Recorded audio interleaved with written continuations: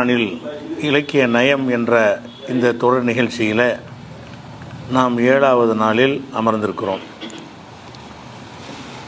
இன்றைய தினம் இந்த குடும்ப வாழ்க்கை குறித்து, கணவன் மனைவி பிரச்சனையை குறித்து பல அறிவுரைகளை சொல்ல வேண்டிய ஒரு இடத்துல ஒரு சின்ன உதாரணத்தின் மூலமாக அல்லாஹ் பல விஷயங்களை உள்ளடக்கி ஒரு அறிவுரையை சொல்கிறான். இதுவும் நேரடி அர்த்தத்தில் சொல்லப்படாத இலக்கியமாக சொல்லப்பட்ட ஒரு வசனம். இது என்ன சொல்லுதுன்னு கேட்டால், திருக்குறள் 2வது சூறாவில் 187வது வசனம். ஹுன்ன லிபாசுல்லக்கும், அது ஆண்களை நோக்கி அல்லாஹ் சொல்கிறான். ஹுன்ன, உங்கள் மனைவிமார்கள், லிபாசுல்லக்கும், உங்களுக்கு ஆடையாக இருக்கிறார்கள். அன்தும், நீங்கள், லிபாசுன் லஹுன்ன, அவர்களுக்கு ஆடையாக இருக்கிறீர்கள். அவங்க உங்களுக்கு ஆடை, நீங்கள் அவங்களுக்கு ஆடை அப்படிங்கிற வார்த்தையை எல்லாம் பயன்படுத்துகிறான். கணவன் மனைவி விஷயத்தை சொல்லும் பொழுது, கணவன் என்பவன் மனைவிக்கு ஆடையை போல் ஆடையாக இருக்க வேண்டும். மனைவி என்பவள் கணவனுக்கு ஆடையாக இருக்க வேண்டும் இருக்கிறது. இதுக்கு நேரடி அர்த்தம் செய்ய முடியுமா? கணவன் எடுத்து ஆடையாக ஒரு பெண் அணிந்து கொள்ள முடியுமா? ஒரு பெண்ணை பிடிச்சி ஒரு ஆண் ஆடையை போல் அணிந்து கொள்ள முடியுமான்னா முடியும். அணிஞ்சால் தான் ஆடை. ஆடைன்னு எப்போ சொல்ல முடியும்னா அணிந்து கொண்டால்தான் ஆடை. அப்போ ஒரு ஆண் ஒரு பெண்ணை ஆடையாக அணிய முடியாது. ஒரு பெண்ணு ஒரு ஆணை ஆடையை அணிய முடியாது. ஆனாலும் ஆடை நல்லா சொல்கிறான்னு சொன்னால் அது எதுக்காக சொல்கிறான்னா உதாரணமாக்குறான். அல்லாஹ் பெண்களை ஆண்களையும் ஒருத்தருக்கு ஒருத்தர் ஆடை போல் ஆக்கி, நீங்கள் அவருக்கு ஆடையாக இருக்கணும், அவங்க உங்களுக்கு ஆடையாக இருக்கணும்னு சொல்கிறான். அப்போ இதில் என்னென்ன அடங்கி இருக்கிறது என்று கேட்டால், பொதுவாக ஆடை என்பது, ஆடையுடைய தன்மையெல்லாம் நம்ம சிந்திக்கணும். சிந்தனைக்கு வேலை கொடுக்கு. நேரடியாக சொன்னால், இதை விவரித்து சொன்னால் இதுக்கு ஒரு 10 வசனம் தேவைப்படும். ஆடைன்ற ஒரு விஷயத்துக்குள்ளே அடங்கி நீங்கள் சிந்திச்சுக்கிற விட்டுட்டீங்கன்னு சொன்னால் வார்த்தை சுருக்கமாயிரும். கருத்தை நம்ம சிந்தித்து விளங்கிடுவோம். அப்போ ஆடையுடைய தன்மை என்னன்னு கேட்டால், குளிரிலிருந்து எல்லாம் நம்மளை காப்பாற்றக்கூடியது. குளிர் நேரத்தில் அந்த ஆடை இருந்தால் தான் நம்ம குளிரிலிருந்து காப்பாற்றக்கூடிய ஒரு தன்மை இருக்கிறது. அதே மாதிரி ஆடை என்பது நம்முடைய மானத்தை மறைக்கிறதா இருக்கிறது. ஆடை அணிந்தால்தான், ஆடை இல்லா மனிதன் அரை மனிதன்பாங்க. அப்போ ஆடை இருந்தால் தான் ஒரு மனிதன் முழு மனிதனாக ஆகுகிறான். அப்போ அந்த ஆடை என்பது மனிதனுடைய மானத்தை மறைக்கிறதா இருக்கிறது. அப்போ நம்ம நீங்கள் பெண்கள் ஆண்கள் எப்படி, கணவன் மனைவி எப்படி இருக்கணும்னு கேட்டால், அவங்களுடைய குளிரை ஒரு ஆடை காப்பாற்றுவது போல, கணவனுக்கு பிரச்சனைகள் வரும்போது, கஷ்டங்கள் வரும்போது, துன்பங்கள் வரும்போது மனைவியானவள் என்ன செய்யணும்னு கேட்டால், ஒரு ஆடையை போல நின்று அந்த துன்பத்தை தாங்கி பிடிக்கணும், ஆறுதல் சொல்லணும், பக்கபலமாக இருக்கணும். இவ்வளவு கருத்தையும் உள்ளடக்கக்கூடியதாக அது இருக்கிறது. அதே மாதிரி பெண்களுக்கு ஏதாவது ஒரு கவலை, துன்பம், கஷ்டம், பலவிதமான சோதனைகள், நோய் நொடி எது வந்தாலும் சரி, அதெல்லாம் எப்படி இருக்கணும்னு கேட்டால், ஒரு ஆடை எப்படி நமக்கு வரக்கூடிய கஷ்டத்தை பனியிலிருந்தும் குளிரிலிருந்தும் நம்மை காப்பாற்றுகிறதோ அந்த மாதிரி என்ன செய்யணும்னு கேட்டால், நீங்கள் ஒருத்தர் காப்பாற்றுறவங்களா இருக்கணும். அப்படிங்கையில் அப்போ கணவனுக்கு ஏதாவது, மனைவிக்கு ஏதாவது பிரச்சனை இருக்கும் என்று சொன்னால், இவன் அந்த பிரச்சனையை தாங்கக்கூடியவனாக இருக்கணும். அவனை வெறும் ஆறுதல் மட்டும் சொல்லக்கூடாது. அந்த கஷ்டத்தை சுமக்கக்கூடியவனாக, அந்த கஷ்டத்தை தீர்க்கக்கூடியவனாக, அந்த கஷ்டத்தை போக்குவதற்கு பாடுபடக்கூடியவனாக இருக்கணும் என்று சொல்வதன் மூலமாக அது ஒரு அர்த்தம் இதில் உள்ளடங்கி இருக்கிறது. சின்ன ஒரு உதாரணம் தான். ஹுன்ன லிபாசுல்லக்கும் வான்தும் லிபாசுல்லஹுன்ன. இதை நேரடியான அர்த்தத்தில் உழவு சொன்னால் தான் நேரடியாக சொல்ல முடியும். அது மாத்திரம் இல்லாமல், குடும்ப வாழ்க்கையில் அவங்க 2 பேரும் சேர்ந்து இருக்கக்கூடிய நேரத்தில் கணவன் மனைவிட்ட ஏராளமான குறைகளை பார்க்குவான். மனைவி கணவன்கிட்ட நிறைய குறைகளை பார்ப்பான். ஏன்னு கேட்டால், வெளியில் மனிதன் நடிச்சிடலாம், குடும்பத்தில் 4 புறம் நடிக்க முடியாதுல்ல. அவன் யாருங்கிறது அவன் மனைவி கரெக்டாக தெரிஞ்சு போயிடும். இவன் கேரக்டர் என்னங்கிறது அவனுக்கும் தெரிஞ்சு போயிடும். எல்லா 24 மணி நேரம் ஒன்றா பார்த்துக்கிட்டு இருக்கும் பொழுது 24 மணி நடிக்க முடியும். சில நிமிடங்கள் நடிச்சுட்டு போயிடலாம். கணவன் மனைவிக்கு மாற்றுறது இருந்தாங்கன்னு சொன்னால், கண்டிப்பாக எந்த மனைவியும் கணவனிடத்தில் பல குறைகளை பார்ப்பாள். பல குறைகளை கண்டிப்பாக அவன்கிட்ட இருக்கும். அது மறைச்சி இருந்தால் கூட அவளை தெரிஞ்சிருவா எப்படி இருந்தாலும். அது மாதிரி மனைவிட்ட பல குறைகள் இருந்தாலும் அதை 1 நாள் 2 நாளைக்கு மறைக்கலாமே தவிர, காலமெல்லாம் ஒன்றா சேர்ந்து இருக்கும் பொழுது அந்த குறைகள், பல விஷயங்களில் குறைகள் அவனுக்கு தென்படும்.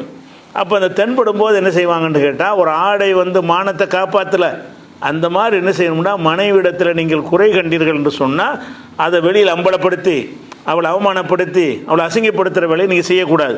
அது மாதிரி கணவன்கிட்ட சில குறைகளை மனைவி கண்டாலேயானால் அவள் ஒரு ஆடை எப்படி மானத்தை காக்கிறதோ அந்த மாதிரி காப்பாற்றுறவளாக இருக்கணும் என்று சொல்லி குடும்ப வாழ்க்கையில் நீங்கள் ஆடை இந்த ஒரு வார்த்தையை மனசில் வச்சுக்கிட்டா 2 பேரும் ஒழுங்காக நடந்துருவாங்க.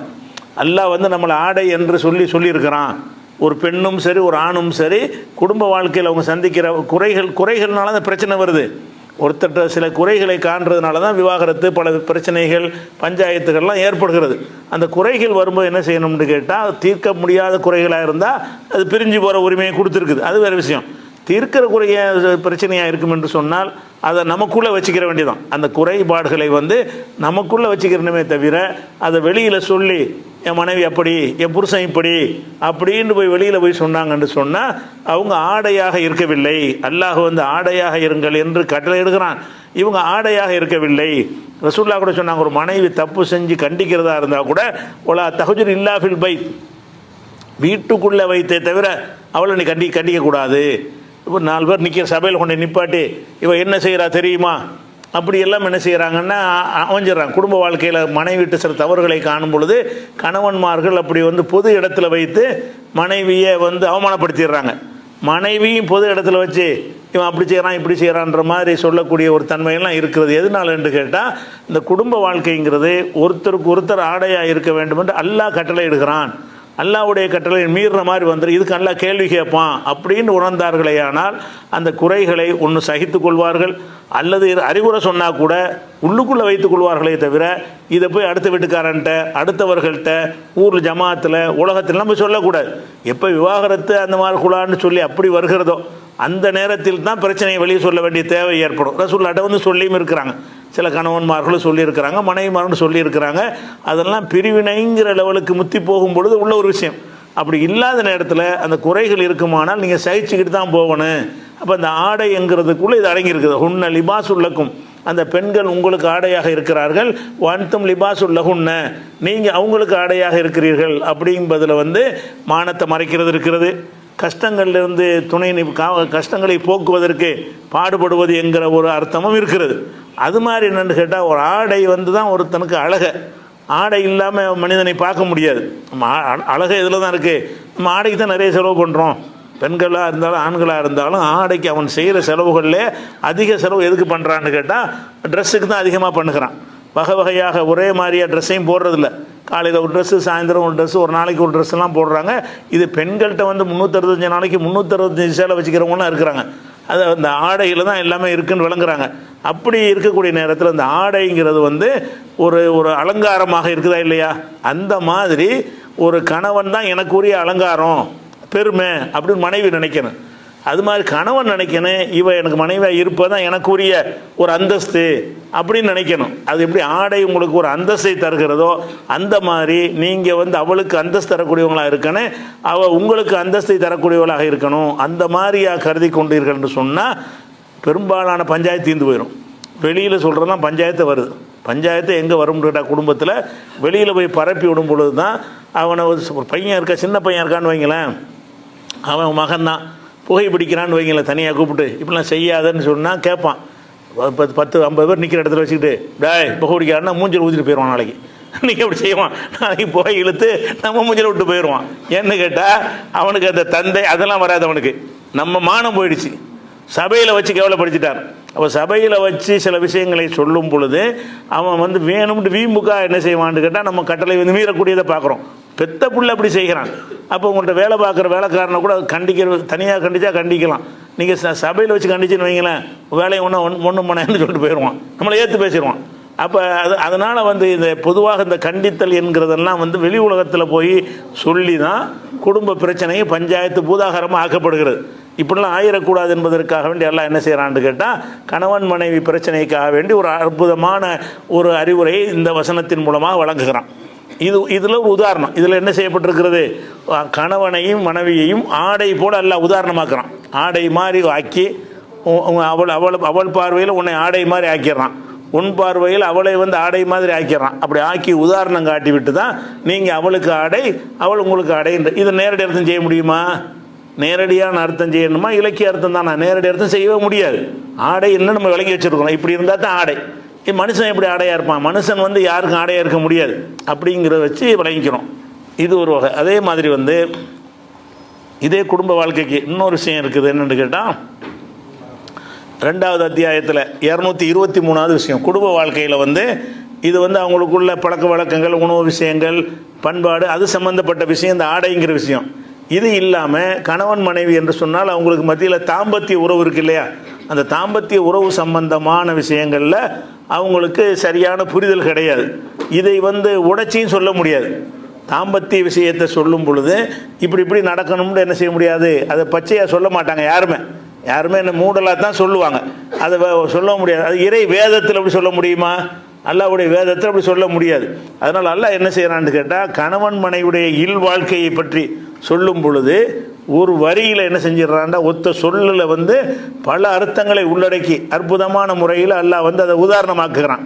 எப்படி ஆக்குறான்னு கேட்டால் நிசாவுக்கும் உங்களுடைய மனைவிமார்கள், ஹர்சுன்லக்கும் உங்களுடைய விளைநிலங்கள். கணவன்மார்களுக்கு அல்லாஹ் சொல்கிறான் உங்கள் மனைவிமார்கள் வந்து உங்களுக்கு விளைநிலங்கள் அப்படின்னு இதில் வந்து ஆரம்பிக்கிறான். அடுத்து என்னன்னு கேட்டால் ஃபத்து ஹர்சக்கும் உங்களுடைய விளைநிலங்களுக்கு நீங்கள் செல்லலாம், அன்னாசேத்தும் நீங்கள் விரும்பியவாறு செல்லலாம்.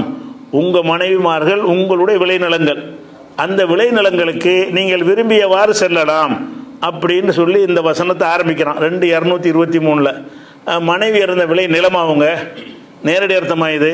மனைவிங்கிறது உயிருள்ள மனுஷன், அவங்கள போய் நிலமாக்க முடியாது. அப்போ நிலம்ங்கிற உதாரணம் எதுக்குன்னு கேட்டால் நிலத்துக்கு தான் ஒரு தன்மை இருக்கிறது. என்ன தன்மை இருக்கிறது? அதோட விதைகளை முளைக்க செய்யக்கூடிய தன்மை நிலத்துக்கு தான் இருக்கிறது. நிலமாக இருந்தால் தான் என்ன செய்ய முடியும், அந்த நம்ம நெல்லை போடுறோம், அது பல்கி பெருகி பெருசாகி நமக்கு பயன் தருதில்ல.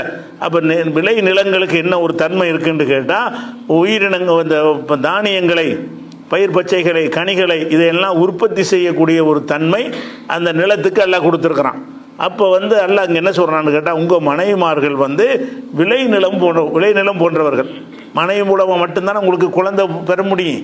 ஒரு ஆம்பளை மட்டும் உலகத்தில் இருந்தால் சந்ததி பெருகுமா? பெருக முடியாது. அப்போ வந்து பொம்பளை மட்டும் இருந்தாலும் முடியாது.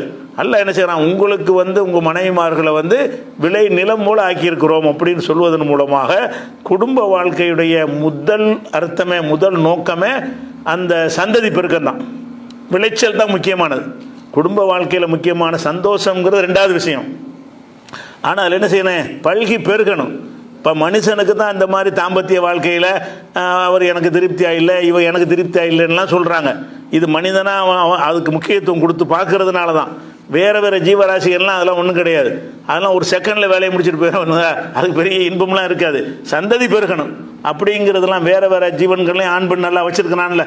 பறவைகளாக இருக்கட்டும், மிருகங்களாக இருக்கட்டும், அவைகள்லாம் வந்து இந்த தாம்பத்திய வாழ்க்கைக்கு வந்து அதிக நேரங்கள்லாம் செலவழிக்கிறது இல்லை, அதிகமான இதெல்லாம் கிடையாது.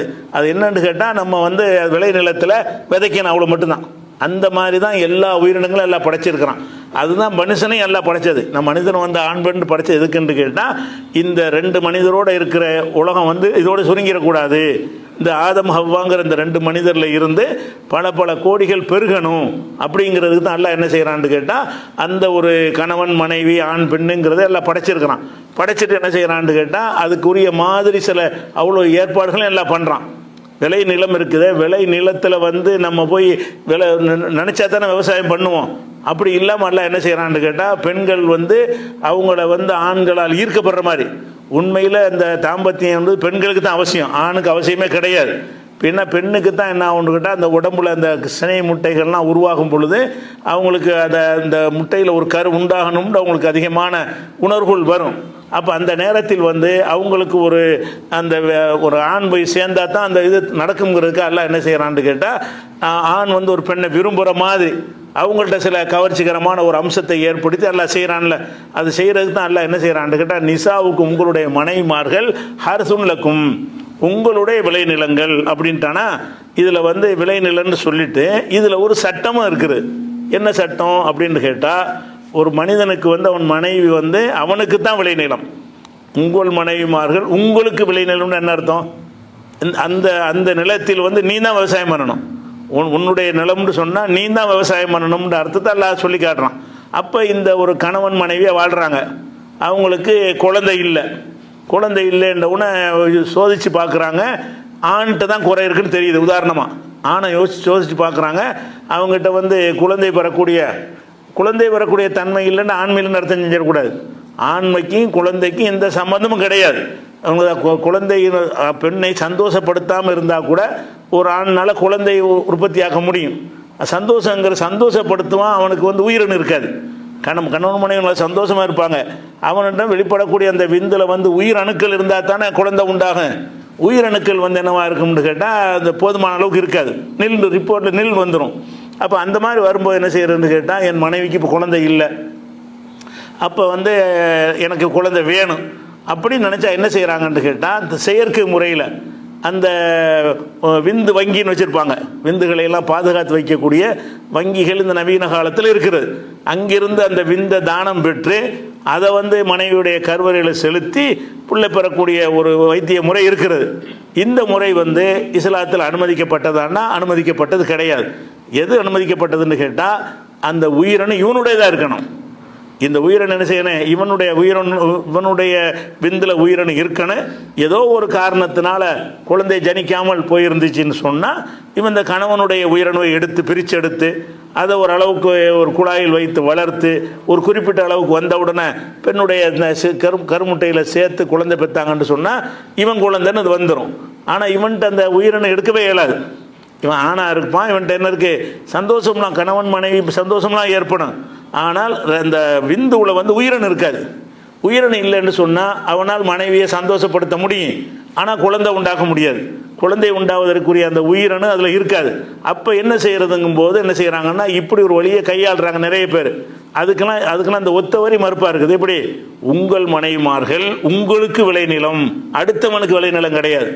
நீங்கள் உங்களுடைய உயிரணுவை எடுத்து உங்கள் மனைவிமார்கிட்ட நேரடியாக செலுத்தினாலும் சரி, வேறு முறையில் செலுத்தினாலும் சரி, அது வந்து இஸ்லாம் வந்து அனுமதிக்கிறது. நீங்கள் வேற ஒருத்தருடைய உயிரணு எடுத்து கணவன் மனைவி நீங்கள் இருந்துக்கிருவீங்க, வேறு எவனுடைய எடுத்துக்கொண்டு வந்து உங்கள் மனைவியுடைய கருவறையில் வச்சு குழந்தையை உண்டாக்கினால் அது உங்கள் குழந்தை எப்படி ஆகும்? அந்த உயிரணுக்கு யார் சொந்தமான அவன் தானே தகப்பனாகுவான். அப்படி செஞ்சிடக்கூடாது. தகப்பனாகிறா இருந்தால் கல்யாணத்தின் மூலமாக தான் ஆக முடியும், திருமணத்தின் மூலமாக தான் ஆக முடியும். அவனுக்கு அந்த குழந்தையே இல்லைங்கிற அளவுக்கு வந்து விட்டது என்று சொன்னால், அந்த பெண்ணுக்கு குழந்தை தான் வேணும் என்று சொன்னால் லைட்டாக எடுத்துக்கிறணும். சரி, எனக்கு அந்த சக்தி இல்லை, நீ வந்து நம்ம விவாகரத்து பண்ணிக்கிறோம், நீ வேற ஒருத்தனை கல்யாணம் பண்ணிட்டு போ, அப்படிங்கிற மாதிரி தான் முடிவெடுக்கணுமே தவிர என்ன செய்கிறாங்க, இந்த செயற்கை முறையில் வந்து அடுத்தவனுடைய எவனுக்கோ பிறந்ததை வந்து இவன் பிள்ளைய ஏற்றுக்கிற வேண்டி இருக்குது. இவனுடைய விந்தில் உயிரணுவில் பிறக்கவில்லை. ஆனால் இந்த நவீன முறையை மிஸ்யூஸ் பண்ணுற காரணத்தினால யாருடைய குழந்தையோ இவனுடைய குழந்தைன்னு சொல்லி உலகம்ல அப்படி தானே சொல்ல, என் பிள்ளைம்பா. அப்போ இவனுக்கு வாரிசாகும், இவன் சொத்துக்கு சொந்தம் கொண்டாடும், இவனுக்கு சம்மந்தமே இல்லை. அப்போ விதை வந்து இவனுடைய விதையாக இருக்கணும். உன்னுடைய மனைவி உனக்கு விளைநிலம் என்று சொன்னால் அடுத்தவனுக்கு என் விளைநிலம் ஆக்குற, இது அடுத்தவனுக்கு விளைநிலம் தானே. விபச்சாரம் பண்ணுறதும் அடுத்தவனுக்கு விளைநிலமாக போகுது, அது மட்டும் விளைநிலம் வராது.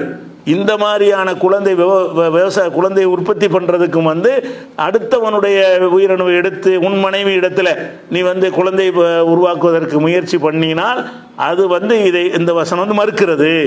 அப்போ இந்த ஒரு சொல்லுல எவ்வளோ விஷயத்தால் வைக்கிறேன்னு பாருங்க. உங்கள் மனைவிமார்கள் வந்து உங்களுக்கு தான் விளைநிலம் அப்படிங்கிறது ஒன்று. அதே மாதிரி வந்து இன்னொரு சட்டம் இருக்கிறது. நீங்கள் வந்து ஒரு தாம்பத்தியம் நடத்துகிறதா இருந்தால் உங்கள் மனைவிட்டு தான் நீங்கள் ஆம்பளைக்கும் கட்டல் இருக்குது. உன் மனைவி தான் உனக்கு விளைநிலம். அடுத்தவனுக்கு சொந்தமான விளைநிலத்தில் போய் என்ன செய்யக்கூடாதுன்னு விவசாயம் பண்ணக்கூடாதுங்கிற அர்த்தம் வந்துச்சுன்னு சொன்னால் விபச்சாரம் செய்யாத, தப்பான முறை நடக்காதுங்கிறது ஆண்களுக்கும் இருக்குது. இந்த ஒரு சொல் அதுவும் அடங்கியிருக்குது. இந்த சொல்லுலையே உங்கள் மனைவிமார்கள் தான் உங்களுக்கு விளைநிலம், அப்போ உங்கள் மனைவியாக இல்லாதவள்கிட்ட வந்து விளைநிலம் ஆக்கக்கூடாது அப்படிங்கிறதும் இருக்கிறது. அதே மாதிரி உங்கள் மனைவி வந்து உங்களுக்கு தான் விளைநிலம், அடுத்தவனுக்கு விளைநிலம் ஆகக்கூடாது அப்படிங்கிறதன் மூலமாக தவறான நடத்தைகளில் ஈடுபடுவதையும் தடுக்கிறது. அதுபோக நவீன காலத்தில் புதுசாக கண்டுபிடிக்கக்கூடிய எத்தனை வழிமுறைகள்லாம் இருக்கிறது. அந்த வழிமுறைகளில் வந்து எது வந்து இந்த அம்சத்துக்கு மாற்றம் இல்லாமல் இருக்கிறதோ அது மட்டும்தான் நம்ம ஏற்றுக்கிற முடியும். இதுக்கு மாற்றமாக இருந்துச்சுன்னு சொன்னால் அல்லாஹ்வுடைய கட்டளைக்கு உகந்தது அல்ல அப்படிங்கிறது ஒன்று சொல்லிட்டான் அல்லாஹ். அடுத்து அதிலே தொடர்ச்சியாக சொல்கிறான், உங்களுடைய விளைநிலம்னு சொல்லிட்டு ஃபத்து ஹர்சக்கும், உங்களுடைய விளைநிலத்திற்கு நீங்கள் செல்லலாம், அன்னா சேத்தும் விரும்பியவாறு செல்லலாம். கணவன் மனைவி தாம்பத்திய முறைகளில் வந்து பல 64 கலை இருக்குன்னு சொல்கிறாங்க. அந்த தாம்பத்திய முறைகளில் 64 விதம் இருக்குதுன்னு சொல்கிறானுவோ. அது வந்து கொக்கோகம்னு சொல்கிறாங்க. அது மாதிரிலாம் பெரிய பெரிய போகர்லாம் சொல்லி கொடுத்தாங்கன்னு சொல்கிறாங்க. அதெல்லாம் தேவையே கிடையாது. அதில் உங்களுக்கு எந்த மாதிரியெல்லாம் உங்களுக்கு விருப்பம் இருக்குதோ அந்த மாதிரிலாம் செஞ்சுக்கலாம். அதை வந்து விலைக்கு சொல்ல இயலாது, மூடலாக தான் சொல்ல முடியும். அல்ல எவ்வளோ அழகான முறையில் சொல்கிறான், ஃபத்து ஹர்சக்கும், உங்கள் விளைநிலங்களுக்கு நீங்கள் செல்லலாம், அன்னாசித்தும், நீங்கள் விரும்பியவாறு செல்லலாம். விளைநிலங்களுக்கு கணவன் மனைவி சந்தோஷமாக இருப்பதற்காக வேண்டி இது கூடுமா அது கூடுமான்லாம் கேள்விலாம் கேட்கக்கூடாது. விரும்பியவாறு செல்லுங்கன்னு எல்லாம் சொல்லிவிட்டான்ல. இதெல்லாம் உடைச்சி பயானில் சொல்ல முடியும், விளக்கியாக சொல்ல முடியும், விரிவாக கட்டுரையாக வாசிக்க முடியும். இதில் நீங்கள் விளங்கிக்க வேண்டியது. அல்லாஹ் என்ன செய்வான், சிம்பிளாக சொல்லிடுவான். உங்கள் விளை நிலத்திற்கு நீங்கள் விரும்பின மாதிரி அன்னாசியத்தம் எப்படியெல்லாம் விரும்புகிறீர்களோ அப்படியெல்லாம் செய்யுங்கள். அப்போ எந்த ஒரு முறையில் அந்த இல்லறத்தை நம்ம நடத்தினாலும் எந்த ஒரு முறையுமே தடுக்கப்பட்டது இல்லை. ஒருத்தர் நிர்வாணமாக கொள்ளலாமா, எல்லாத்தையும் அடங்கிருச்சு மறையா போட்டு கேட்டுட்டு இருக்கிற, நிர்வாணமாக இருக்கணுமா, அப்படி பண்ணலாமா, இப்படி இப்படி என்னமோ கேட்குறாங்க. அதெல்லாம் கேட்காத, அது கேள்வியே கிடையாது.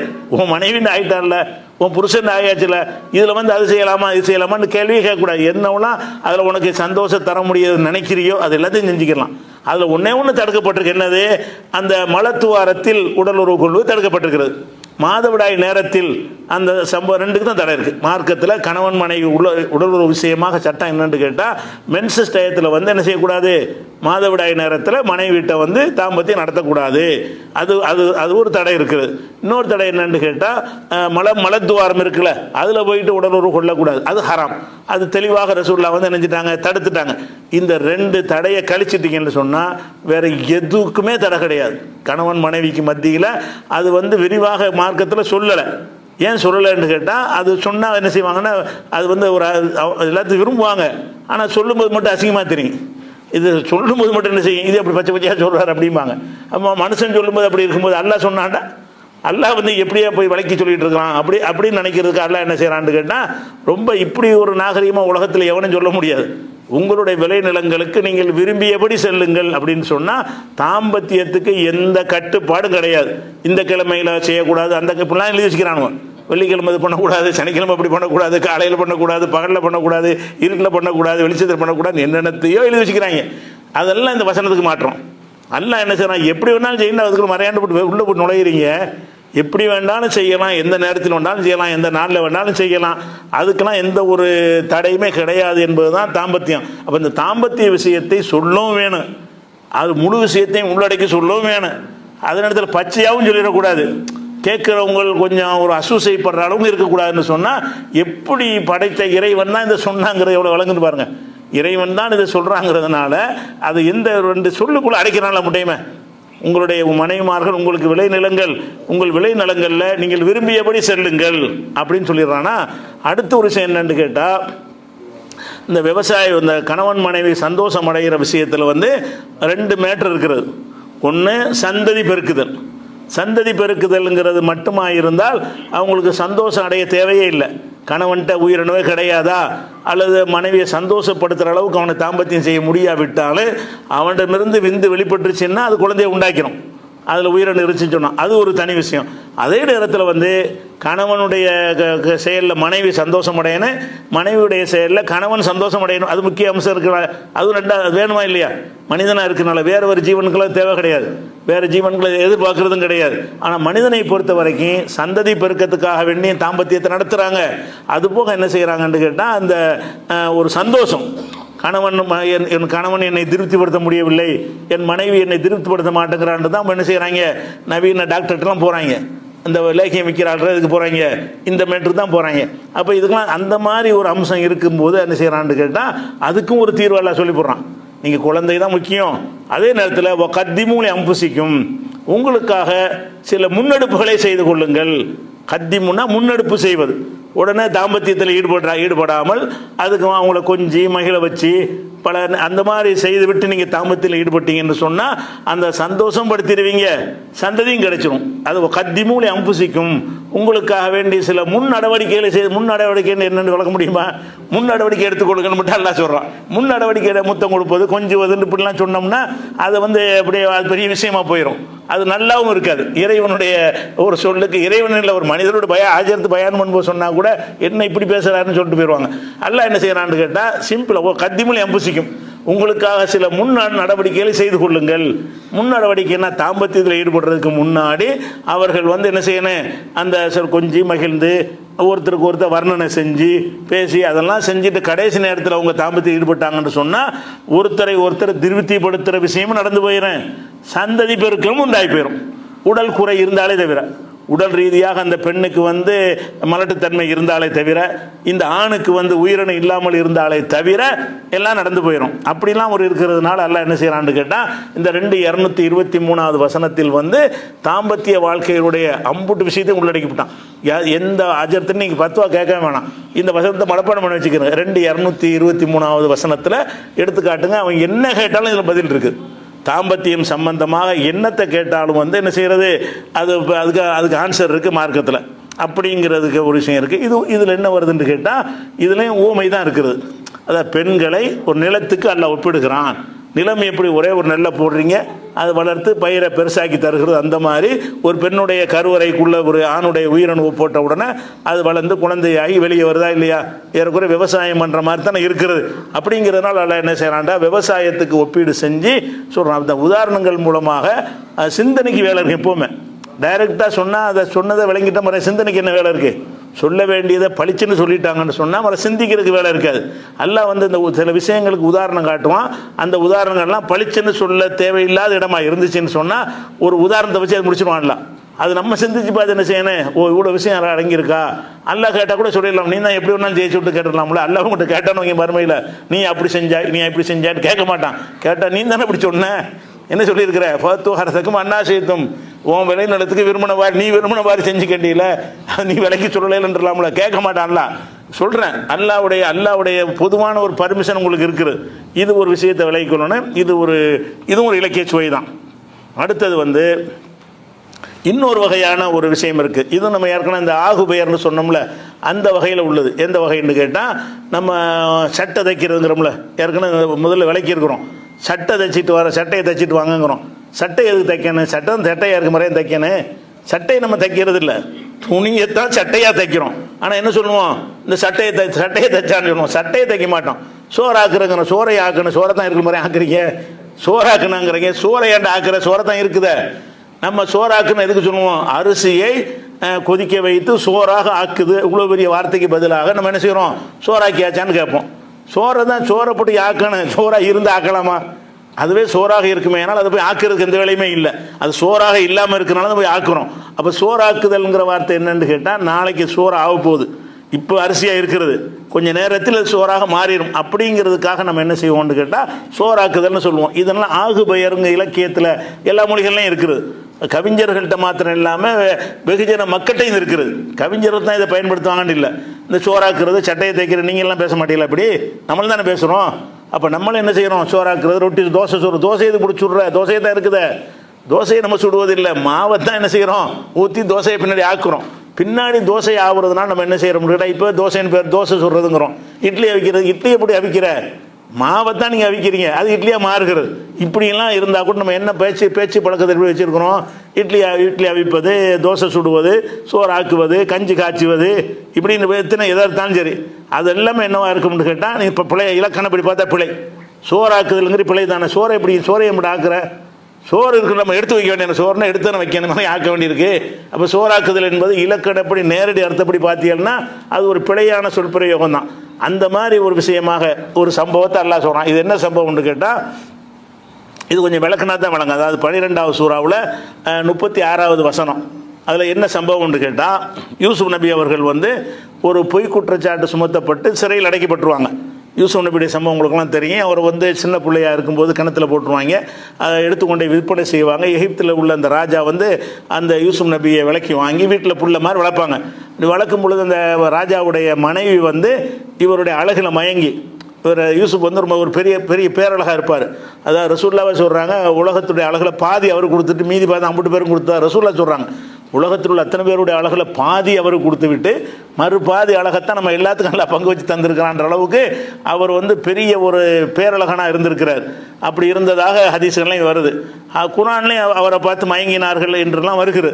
அப்போ அந்த பெண்ணு தப்பாக நடக்க முயற்சி பண்ணும்போது தப்பிச்சு ஓடுறார். ஓடும்போது என்ன செஞ்சாருன்னா, கதவை திறக்கும்போது புருஷங்காரர் வந்துடுறாரு.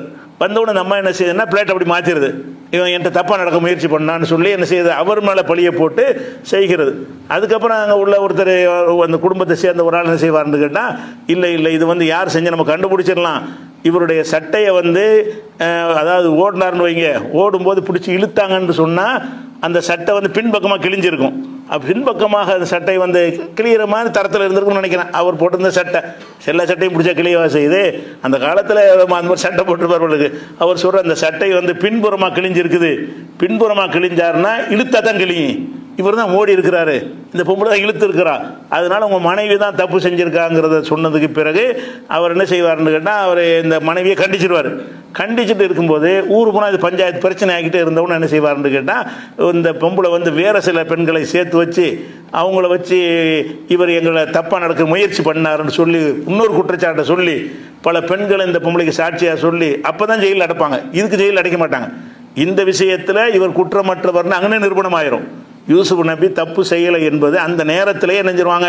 சொல்லிட்டு அந்த கணவர் வந்து இது உன்னுடைய தவறு தான், அவர் மேலே தப்பு கிடையாதுன்னு சொல்லி மனைவியை கண்டிச்சிருவார். கண்டித்ததுக்கு பிறகு அவரை தண்டிக்க மாட்டாங்க, நடமாடிட்டு தான் இருப்பார். இந்த பொம்பளை தான் என்ன செய்யணும்னு கேட்டால், நிறைய பெண்கள்லாம் வர சொல்லி அவங்களாம் விருந்து ஏற்பாடு பண்ணி அப்புறம் இவரை நடமாட விட்டோன்னா இவங்க அந்த கையை அறுத்துக்கிடுவாங்கலாம் வருதுல்ல, அப்படி வருது. அப்போ அந்த பெண்கள்லாம் என்ன செய்வாங்கன்னு கேட்டால், எங்கள்கிட்ட இவர் தவறாக நடக்க முயற்சி பண்ணார் என்று சொல்லி இந்த பொம்பளுடைய சொல்ல கேட்டு யூசுப் நபி பொய் பழி சுமத்துவாங்க. பொய் பழி சுமத்தினவுடனே அதை விசாரிக்காமல் என்ன செய்வாங்க, பொம்பளை சொன்னால் தான் ஏற்றுக்குறாங்க. உலகம் பூரா அப்படி தானே இருக்கிறது. இப்போ ஆண்கள் சொன்னால் தப்பாக போயிடுது, பெண்கள் சொன்னால் அப்படி ஏற்றுக்குருவாங்க. பொம்பளை சொன்ன எல்லா பொம்பளையும் சொல்கிறாங்கல்ல அப்படின்னு சொல்லி என்ன செய்கிறாங்கன்னா, இவர் மேலே ஒரு குற்றச்சாட்டு சுமத்தி சிறையில் அடைச்சிடுறாங்க. சிறையில் அடைச்ச உடனே அப்போ என்ன செய்கிறாங்கன்னு கேட்டால், அவர் சிறையில் இருக்கும்போது இன்னும் ஒரு 2 பேரை அந்த சிறையில் கொண்டு போய் புதுசாக அடைக்கிறாங்க. அந்த 2 பேர் யாருன்னு கேட்டால், அந்த அரசருடைய வீட்டில் இருந்து வேலை செஞ்ச ஆளுக்க. ஒருத்தன் வந்து அரசருக்கு வந்து இந்த மதுபானத்தை எல்லாம் பிழிந்து கொடுக்கக்கூடிய வேலை செஞ்ச ஒரு ஆள். இன்னும் ஒரு ஆள் என்ன செய்கிறாருன்னு கேட்டால், அவருக்கு ரொட்டி சுட்டு கொடுக்குற ஆள். மன்னருக்கு ரொட்டி சமைத்து கொடுக்குற ஒரு ஆள். இன்னொருத்தர் வந்து பழரசம் கொடுக்கக்கூடிய ஒரு ஆள். அப்போ மன்னருடைய உணவில் விஷம் கலந்துருச்சுன்ற ஒரு பிரச்சனை வந்த உடனே இவங்க 2 பேர் தான் செஞ்சுருப்பாங்கன்னு 2 பேரையும் முடிச்சு ஜெயிலில் போட்டுருவாங்க. மன்னருடைய உணவில் வந்து சாப்பிட்டோன்னே ஏதோ பிரச்சனை ஏற்பட்ட உடனே இந்த 2 பேர் தானே செஞ்சுருக்கணும். அது சாப்பிடவும் செஞ்சுருக்காரு, ஜூஸும் குடிச்சிருக்கிறாரு, ஏதோ வயது பிரச்சனை ஆகிப்போச்சு. அப்போ யார் செஞ்சிருப்பா, இவன் ஒரு ஜூஸில் கலந்துருக்கணும், இல்லை ரொட்டியில் கலந்துருக்கணும். இந்த விஷத்தை அவன் ஜூஸில் கலந்துருப்பான், இல்லாட்டி இந்த வந்து ரொட்டியில் கலந்துருப்பான்னு சொல்லி சந்தேகப்பட்டு அந்த ஜூஸு தயாரிக்கிறவனையும் ரொட்டி சுடுறவனை என்ன செய்வாங்க, கொலைக்கு மன்னரை கொல்ல முயற்சி பண்ணினார்கள் என்று சொல்லி சிறையில் அடைச்சிடுவாங்க. அடைக்கும்போது அந்த சிறைக்குள்ளே யூசுப் நபியை பார்க்குறாங்க. யூசுப் நபியும் குற்றம் சுமத்தப்பட்டு சிறையில் இருக்கிறார். இந்த 2 கைதிகளும் சேர்ந்துக்கிறாங்க. அப்போ என்ன செய்கிறாங்கன்னா, யூசுப் நபி அவங்க சிறையில் இருந்தால் மார்க்க பயான் பண்ணுவார், சொற்பொழிவு செய்வார், ஒரு இறைவன் சிறந்தவனா, நிறைய இறைவன் இருக்கலாமான்னு அங்கே ஜெயிலே பிரச்சாரம் தான் நடக்கும். அதனால் குரானில் சொல்லி காட்டுறான். அந்த மாதிரி செய்யும்போது என்ன செய்கிறாருன்னு கேட்டால், அந்த 2 பேர் என்ன செய்கிறாங்கன்னா, 2 பேருக்கும் அல்லாஹ் ஒரு கனவை காட்டுறான். யாருக்கு, அந்த 2 கைதிகளுக்கு இவன் ஒரு கனவு காண்றான், அவன் ஒரு கனவு காண்றான். கனவு கண்ட உடனே அப்போ இந்த மாதிரி கனவு கண்டுன்னு பேசும் பொழுது யூசுப் நபி என்ன செய்வார்னு கேட்டால், அந்த கனவுக்கு விளக்கம் சொல்லுவார். அவர் கனவுக்கெல்லாம் விளக்கம் சொல்லக்கூடிய ஒரு திறமை உள்ளவராக இருக்கிறார். அப்போ என்ன விளக்கம் சொல்லுவார்னு கேட்டால், ஒருத்தன் என்ன கனவு காண்றான்னு கேட்டால், நான் வந்து இந்த பழரசத்தை பிழிந்து கொடுக்குற மாதிரி நான் கனவு கண்டேன் அப்படின்னு ஒருத்தன் சொல்லுவான். அப்போ யூசுப் என்ன செய்வார்னு கேட்டால், அப்போ நீ விடுதலை ஆயிடுவா, விசாரித்து உன் மேலே குற்றம் இல்லைன்னு ஒன்று அனுப்பிடுவாங்க அப்படின்றவார். இன்னொருத்தர் என்ன செய்வான்னு கேட்டால், நான் ரொட்டியை தயாரித்து தலையில் கொண்டு போயிட்டு இருந்தேன், அந்த ரொட்டியை பறவைகள்லாம் சாப்பிட்டுருச்சு அப்படின்னு சொல்லி இன்னொருத்தன் கனவுல கண்டேம்மா, அப்போ உன்னை தண்டிச்சிருவாங்க, நீ தான் குற்றவாளின்னு முடிவெடுத்துருவாங்கன்னு அவர் சொல்கிறார். ஏன்னா பறவை இந்த உணவை சுமந்துக்கிட்டு போகும்போது பறவைகள் சாப்பிட்ருச்சுன்னு சொன்னால் ரிசுக்கு முடிஞ்சிருச்சுன்னு தான் அர்த்தம். உன்னுடைய ரிசுக்கு முடிஞ்சு விட்டதுன்னு அந்த கருத்தில் கனவுல வருது. அப்போ கனவு கண்டவன் என்ன செய்கிறான்டா, ஒருத்தன் வந்து அந்த ஜூஸ் புளிகிற மாதிரி கனவை காண்றான், அந்த வேலை உனக்கு கிடைக்கும் திரும்ப அப்படிங்கிறாரு. ஒருத்தன் வந்து உணவை எல்லாம் பறவை சாப்பிட்ட மாதிரி கனவு காண்றான், அப்போ உன் ரிசுக்கு முடிய போகுது அப்படின்னு சொல்லிடுறாரு. அதே மாதிரி என்ன செய்யுதுன்னு கேட்டால், தீர விசாரிக்கும் பொழுது இந்த உணவு சமைச்சான்ல இவன் தான் மிஸ்டேக் பண்ணியிருக்கான், அந்த மன்னருக்கு கொடுத்த உணவுல இவன் தான் மிஸ்டேக் பண்ணியிருக்கான்னு நினச்சி அவனை வந்து தண்டிச்சிருவாங்க, அவனை வந்து விடுதலை செஞ்சிருவாங்க. இவன் வந்து ஜூஸ் குடித்தவன் மேலே தப்பு கிடையாது, உணவு தந்தவன் மேலே தான் தப்புன்னு விளங்கி அவனை விடுதலை செஞ்சிருவாங்க. இதுதான் அந்த சம்பவம். இதை ஒட்டி நிறைய விஷயங்கள்லாம் இருக்குது, நமக்கு தேவையானது உழவு தான். அப்போ என்ன செய்கிறாங்கன்னா, அதை பற்றி எல்லாம் சொல்கிறான். எப்படி சொல்கிறான்னு கேட்டால், ஓ தகலமாகு சிஜின, யூசுப் நபியோடு ஃபத்தையானி இரு இளைஞர்களும் சிறையில் நுழைந்தார்கள்னா வழியை நுழையிறது இல்லை, நுழைக்கப்பட்டார்கள். அந்த மன்னர்களால் சிறையில் அடைக்கப்பட்டாங்கிறது அப்படி சொல்கிறான்ல. இப்போ தகலமாகு சிஜின ஃபத்தையானி, சிறையில் யூசுஃபோடைய மேலும் இரு நபர்கள் நுழைந்தார்கள். கால அகதுகுமா, ஒருவர் சொன்னார், யூசுஃப் விட்டு சொல்கிறார், என்ன சொல்கிறாருன்னு கேட்டால், இன்னி அராணி ஆசிர் ஹம்ரா, நான் ஹம்ருன்னா சாறு, நான் சாறு பிழிவதாக நான் கனவு கண்டேன் அப்படிங்கிறார். இப்போ காலலாக இன்னொரு ஆள் சொல்கிறாரு, இன்னி அராணி அகைமில் ஃபோக்கரோசி ஹுபுசா, நான் என் தலைக்கு மேலே ரொட்டியை சுமந்து கொண்டு போனேன். தாக்குழு தயிர் மின்ஹூ, அதிலிருந்து பறவைகள்லாம் சாப்பிட்டுருச்சு. நான் ரொட்டியை தலையில் கொண்டு போகிறேன், பறவைகள் வந்து ரொட்டியை தூக்கிட்டு போயிடுச்சு, காலி கூடையாக்கிடுச்சு அப்படின்னு இன்னொருத்தன் சொல்கிறாரு. சொல்லிட்டு நபி தவீலிஹி, இதற்குரிய விளக்கம் தெரிஞ்சால் எனக்கு சொல்லுங்க அப்படின்னு சிறையில் வச்சு யூசுப் நபிகிட்ட கேட்குறாங்க. அவர் கேட்டு, இன்னா நராக்கமிரல் மூசனி, நீங்கள் நல்ல மனுஷனாக தெரியுறீங்க, அநேகமாக இதுக்கு விளக்கமெல்லாம் உங்களுக்கு தெரியும், எங்களுக்கு இந்த விளக்கத்தை சொல்லுங்கன்னு கேட்டார்கள்னு இந்த சம்பவம். அது பிரச்சனை இல்லை. இதில் பயன்படுத்தின வாசம் என்னன்னு கேட்டால், சாறு பிழி, இந்த இன்னி அராணி ஆசிர் ஹம்ரா, அந்த வார்த்தை தான் முக்கியம். நான் சாறு பிழியக்கூடிய கனவை கண்டேன்கிறான். சாறு எதுக்கு பிழியன்னு? பழத்தை பிழியன்னு அப்புறம் சாறு வரும். சாரை பிழிவாங்க, அது சாராக இருக்கும் என்று சொன்னால் அதை போய் பிழிவாங்களா? ஆனால் எப்படி வாசகம் வருது? இன்னி அராணி ஆசிர் ஹம்ரா, நான் சாறு பிழியக்கூடிய மாதிரி நான் கனவு கண்டேன்கிறான். இப்படி தான் நம்மளும் சொல்லுவோம். நம்ம பேசினா என்ன செய்வோம்? சாறு புளிகிறது, ஜூஸ் புளிகிறது. ஜூஸாக இருந்தால் நான் புளிகிற ஜூஸ் அது இருக்க, ஜூஸை பழத்தை தான் இப்போ புளிவோமே தவிர ஜூஸை போய் புளிவோமா? ஜூஸ் புளிஞ்சு தாங்க அப்படின்னு கேட்போம். அப்போ ஜூஸ் புளிதலுக்கு என்ன அர்த்தம்னு கேட்டால், பழத்தை ஜூஸாக ஆக்குறதுன்னு அர்த்தமே தவிர ஜூஸையே போட்டு மர புளிகிறதுங்கிறது அர்த்தம் கிடையாது. புளிஞ்சதுக்கு பேர் தான் ஜூஸ், புளியறதுக்கு முன்னாடி கிடையாது. அப்படி இருக்கிறதுனால நம்ம எல்லா பாஷையிலும் உள்ளது தான் இது ஆகு பெயர். அதாவது நாளைக்கு இது சாரத்தை ஆக போகுது. இன்னைக்கு சாத்துக்குடி எடுத்தால் கூட பிழிஞ்சதுக்கு பிறகு என்ன ஆகும்? அது சாரா மாறி பிறகு அது மாறப்போகிறதுனால இந்த சோறாக்குற சொல்கிறோம்ல, பிறகு சோறாக ஆகுதில்ல, அந்த மாதிரி கருத்தில் கொண்டு எல்லா மொழியிலையும் சொல்கிற மாதிரி எல்லாம் என்ன செய்கிறான்னு கேட்டால், அந்த ஆகு பெயர் வகையில் அவங்களுடைய உரையாடலை எடுத்து சொல்லும்போது எப்படி சொல்கிறான், இன்னி அராணி ஆசிர் ஹம்ரா, நான் ஹம்ருனா இந்த ஜூஸ் சாறு, நான் சாறு பிழியதை போல நான் கனவு கண்டேன்டா என்ன அர்த்தம்? பழத்தை பிழிந்து சாராக ஆக்குவது போல கனவு கண்டேன்னு அர்த்தம் செய்யணும். சாறு பிழிந்த நேரடி அர்த்தம் செய்ய முடியாது. ஏன்னா தமிழில் இப்படி சாறு பிழிகிறன்னே சொல்லி போடலாம். சொன்னாலுக்கு அர்த்தம் என்ன? நம்மளும் இந்த புழக்கம் இருக்கிறன்னா அதை விளங்கிக்கிடுவோம். ஆனால் சரி, இந்த சொல் வழக்கம் இல்லாதவங்களுக்கு சொல்வதாக இருந்தால், சாறு பிழிவதுங்கிற வழக்கமே ஒரு மொழியில் இல்லைன்னு வைங்க, அவனுக்கு விலைக்கு தானே சொல்லணும். சாறு பிழிகிறன்னா என்ன அர்த்தம்னா, பழத்தை பிழிந்து சாராக ஆக்குவது, இதைத்தான் இந்த வார்த்தையை கொண்டு சொல்வார்கள் அப்படின்னு நம்ம விலைக்கு தான் சொல்லுவோம். அந்த மாதிரியான ஒரு சொல்லை அல்லாஹ் அங்கே பயன்படுத்தினா, இதையும் அப்படி சொல்கிறான், பழத்தை எப்படி நல்லா சொல்லலாம்ல, சொல்லலாம். அதை விட இது கொஞ்சம் கேட்க நல்லாயிருக்கும். இந்த இலக்கியமாக சொல்லும்போது என்ன செய்யும், அது ஒரு ருசிகரமாக இருக்க போய் தான் நம்ம கூட என்ன செய்கிறோம், இந்த மாதிரி சொற்களை இலக்கணத்துக்கு மாற்றமாக இருந்தால் கூட கேட்க நல்லா இருக்குன்னு நம்மளும் பயன்படுத்துகிறோம்ல. சட்டை தைக்கிறது, சோறாக்குறன்னு சொல்லிக்கிறோம்ல, ரொட்டி சோறு, இதெல்லாம் சட்டப்படி தப்பாக தான் இருக்குது. தப்பாக இருந்தாலும் கேட்க நல்லா இருக்குது. தப்பாக இருந்தாலும் சோறாக்குதல்ங்கிறது தப்பு, சோறை போட்டு ஆக்க முடியாது. ஆனால் கேட்க நல்லா இருக்குன்னு நம்மளும் பயன்படுத்துகிறோம்ல. நம்ம மனிதனை அந்த பழக்கத்துக்கு வந்துட்டாங்கள, அந்த மாதிரி ஒரு சொல்லாக இருக்கிறதுனால இப்படி சொல்வது மக்களை ஈர்க்கும் என்று சொல்லி எல்லாம் என்ன செய்யறான்னு கேட்டால், இந்த ஒரு வாசகத்தை சொல்லி காட்டுறான். இது எங்கே இருக்குது? 12வது சூறாவில் 36வது வசனத்தில் இருக்குது. அதே மாதிரி இப்போ 2வது சூறாவில் 197வது வசனம். இதில் ஒரு விஷயத்தை நேரடி அர்த்தம் இல்லாமல் எல்லாம் என்ன செய்கிறான்னா, ஒரு மாற்று பொருளை சொல்லி காட்டுறான். என்ன சொல்கிறான்னு கேட்டால், நம்ம ஹஜ்ஜிக்கு போகிறோம்ல, ஹஜ்ஜி சில மாதங்கள்னு எல்லாம் குர்ஆனில் சொல்கிறான். ஹஜ்ஜி அது சட்டத்தையும் விளைவிக்கணும். ஹஜ்ஜி சில மாதங்கள்லாம் கிடையாது, ஒரு மாதத்தில் ஹஜ்ஜிங்கிறது எப்போ செய்வோம்? 8ஆம் பிறை 8ல் இருந்து பிறை 13 வரைக்கும் 5 நாளைக்கு தான் ஹஜ்ஜுடைய வேலைகள். 8ல் இருந்து அதுக்கு முந்தி போனாலும் என்ன செஞ்சாலும் ஹஜ்ஜுடைய கிரி எப்போ ஆரம்பிக்கும்? 8ல் ஆரம்பிக்கும், 13ல் முடியும். அப்போ 8லேருந்து 13 வரைக்கும் எத்தனை நாள்? 5 நாள். இப்போ 5 நாள் தான் ஹஜ்ஜுடைய வேலைகள். ஹஜ்ஜி மாதம் பூரா கூட ஹஜ்ஜி செய்ய முடியாது. துல்ஹஜ் மாதம் 15ல் போய் ஒருத்தன் ஹஜ்ஜி செய்ய முடியுமா? ஹஜ்ஜுடைய மாதம் தான். ஒருத்தன் பிற 15க்கு போகிறான், அதில் போய் என்ன ஹஜ்ஜி செய்வான்? அதில் என்ன உண்மை இல்லையே, முடிஞ்சு போச்சு. அது ஹஜ்ஜுடைய மாதத்தில் கூட 5 நாள் தான் ஹஜ்ஜுடைய கிரிகள் நடக்கும். ஆனால் என்ன செய்கிறான்னு கேட்டால், அல்லாஹ் ஹஜ்ஜி பல மாதங்கள் நடக்கும்னு இந்த வசனத்தில் சொல்கிறான்.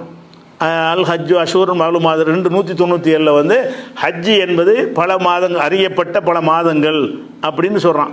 பல மாதங்கள் அதை பன்மையாக சொல்வது குறைஞ்சபட்சம் 3 இருக்கணும், 2 கூட இருக்க முடியாது. அரபியில் ஒருமைன்னு ஒன்று இருக்குது, இருமைன்னு ஒன்று இருக்குது, பன்மைன்னு ஒன்று இருக்குது.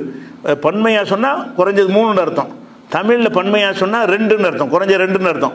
ரெண்டு மனிதர்கள் வந்தாலும் 2 மனிதர்கள்னு தான் சொல்லுவோம். ரெண்டு மனுஷன் வந்தால் என்ன செய்வோம், ஒரு மனிதன் இரு மனிதர்கள், இருங்கிறதே பன்மையாக சொல்லிடுவோம். நம்ம அரபியில் அப்படி சொல்ல மாட்டாங்க. ஒரு ஆளுக்கு சொல்லுவாங்க, ரெண்டுக்கு வேற மாதிரி சொல்லுவாங்க, ரெண்டுக்கு மேலே போனால் தான் பன்மையாக சொல்லுவாங்க. அது இருமைன்னு ஒன்று வச்சுக்கிறாங்க. அதாவது இருமைன்னா என்னது, ரெண்டு பேரை குறிக்கிற சொல்லுன்னு வச்சுருக்கிறாங்கன்னு வைங்களேன். இங்கே எல்லாம் என்ன செய்கிறான்னா மாதங்கள்னு சொல்கிறான். இது இந்த சொல்லுக்கு நான் விளக்கத்துக்கு வரல, ஆனால் இது இந்த வசனத்தை சொல்லதுனால இந்த அர்த்தத்தையும் விளங்கிக்கணும்னு அதுக்காகத்தான் சொல்கிறான். அப்போ ஹஜ்ஜா அல்லாஹ் சொல்லும்போது சில மாதங்கள்னு சொல்கிறான். சில மாதங்கள்னு சொல்லும் பொழுது குறைஞ்சது 3 இருக்கணும். அப்போ 3 மாதங்கள் ஹஜ்ஜுடைய மாதம்னு அர்த்தமாகுது. ஒரு மாதம் கிடையாது, 2 மாதம் கிடையாது, குறைஞ்சது 3. குறைஞ்சது பன்மைக்கு குறைஞ்சது 3 இருக்கணும். அப்போ 3 மாதங்கள் ஹஜ்ஜின்னு எல்லாம் சொல்கிறான். 3 மாதங்களாவது ஹஜ்ஜின்னு. ஆனால் 3 மாதமாக ஹஜ்ஜி செய்கிறோம் இல்லை. இதுக்கு ஒரு சந்தேகம் உங்களுக்கு வரும்ல, அதை தீர்த்துட்டு உள்ள இலக்கியத்துக்கு வருவோம்.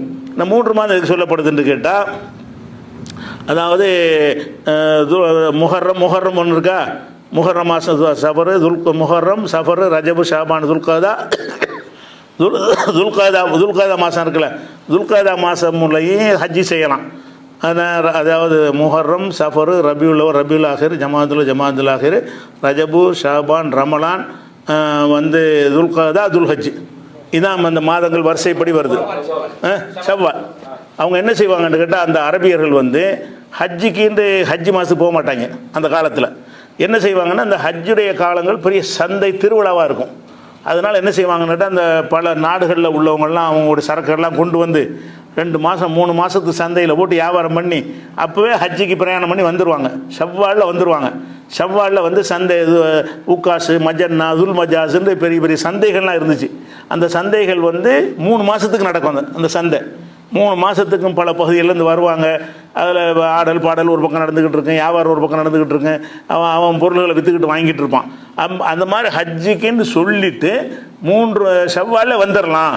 ஷவ்வாலில் நீங்கள் ஹஜ்ஜுடைய இஹ்ராம் கட்டு வருவாங்க, உம்ராவை செஞ்சுவிட்டு மீதி அந்த ஹஜ்ஜுடைய காலம் வரைக்கும் இஹ்ராம் இல்லாமல் இருப்பாங்க.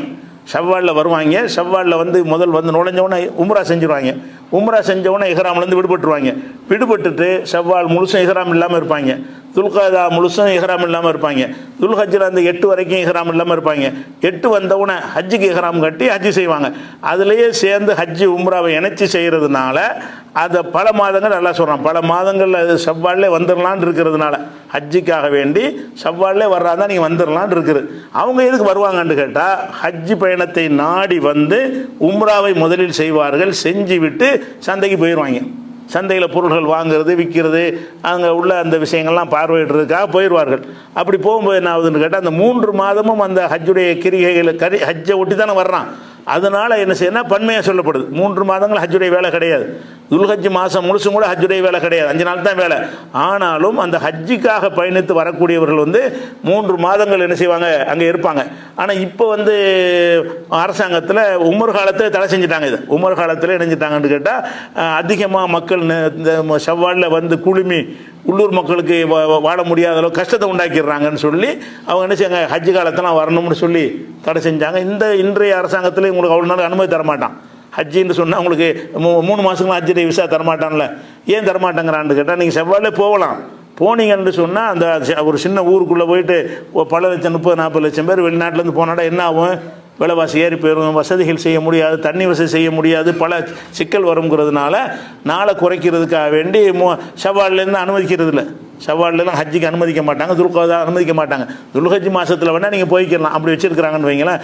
அந்த காலத்தில் என்ன இருந்துச்சுன்னு சொன்னால், எல்லா 3 மாதங்களும் ஹஜ்ஜுடைய மாதங்கள் வைத்துக்கொண்டு ஹஜ்ஜி செய்கிறது அந்த 5 நாளாக இருந்தாலும் ஹஜ்ஜுடைய பிரயாணம் பண்ணி போகிறது அந்த 3 மாதத்துலேயே போயிடுவாங்க.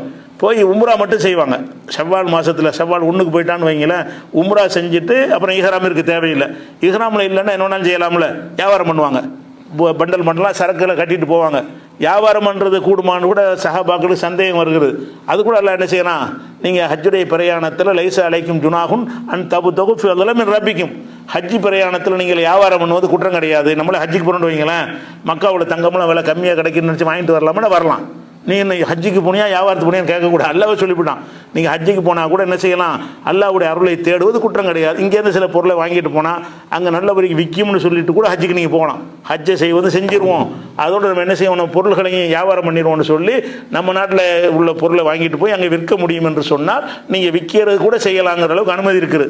அது குர்ஆனிலே தெளிவு அனுமதிக்கப்பட்ட ஒரு விஷயம். அது இருக்கட்டும். இப்போ என்ன பிரச்சனைன்னு கேட்டால், இதை அல்லாஹ் சொல்லும்போது என்ன செய்கிறான்னு கேட்டால், இதுதான் முக்கியமானது. ஹஜ்ஜி என்பது சில மாதங்களில் செய்யணும்னு சொல்லணும்ல. சில மாதங்களில் அந்த இல் போட்டு சொல்லாமல் ஹஜ்ஜி சில மாதங்கள் ஆகுங்கிறான். மாதங்கிறது என்ன, ஹஜ்ஜிங்கிறது என்ன? ஹஜ்ஜிங்கிறது அது ஒரு செயல். மாதங்கள்ங்கிறது குறிப்பிட்ட எண்ணிக்கை உள்ள நாட்களுக்கு மாதம்னு சொல்லுவாங்க. மாதம்னு சொன்னால் 29 30 உள்ள நாட்களை வந்து மாதம்னு சொல்லுவாங்க. அப்போ ஹஜ்ஜை வந்து அந்த மாதங்களில் செய்யலாம்னு சொன்னால் நேரடி அர்த்தம்.